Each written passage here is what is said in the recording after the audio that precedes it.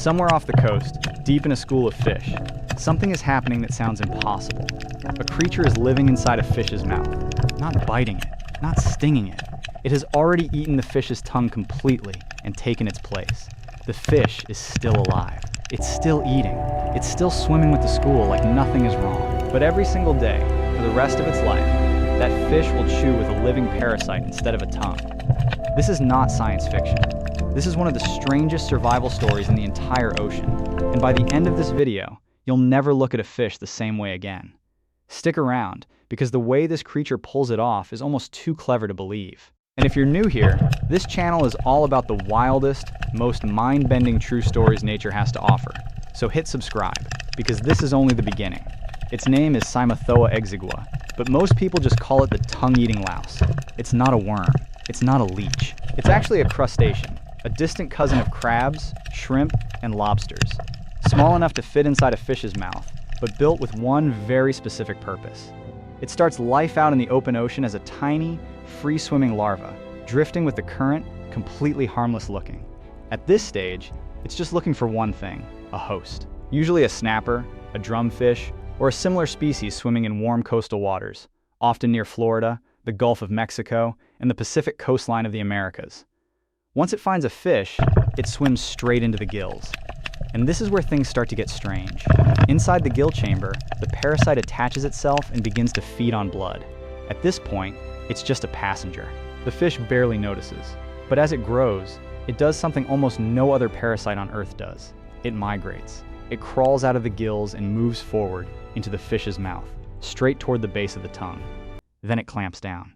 Using sharp, hook-like legs, it grips the tongue and begins feeding on the blood vessels that keep it alive. Slowly, over time, the tongue starves. The tissue shrinks. And eventually, the fish's actual tongue withers away completely. Most animals, at this point, would be in serious trouble.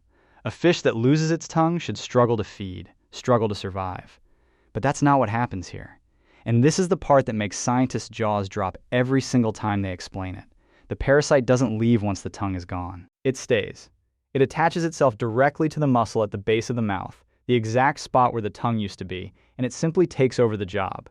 The fish grips its food using this creature's body the same way it once used its own tongue. This is the only known case in nature of a parasite functionally replacing an entire organ and continuing to perform its job for the rest of the host's life.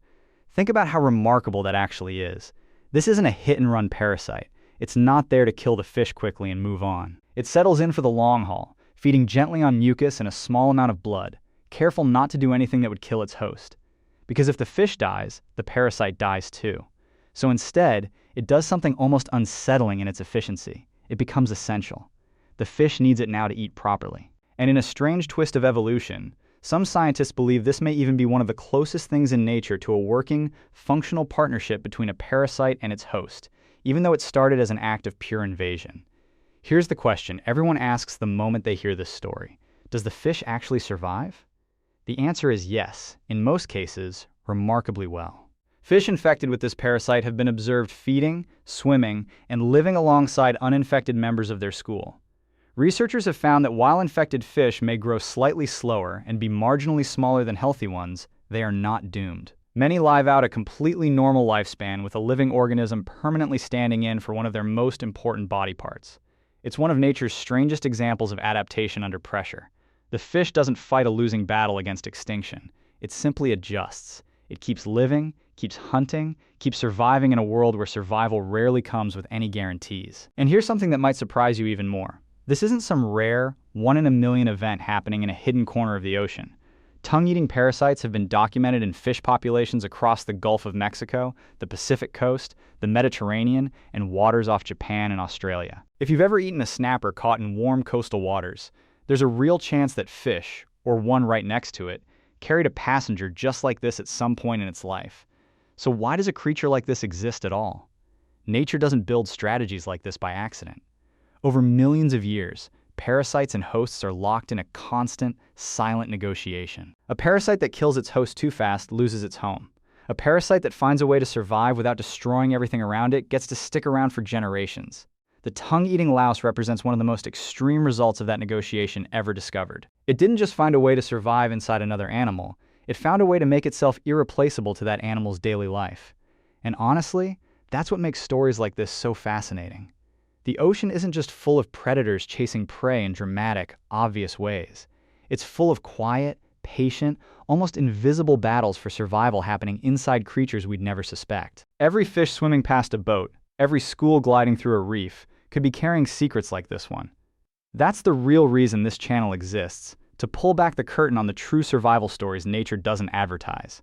The ones that sound too strange to be real, but are backed by actual science and actual observation. So next time someone tells you the ocean has already given up all its secrets, remember this.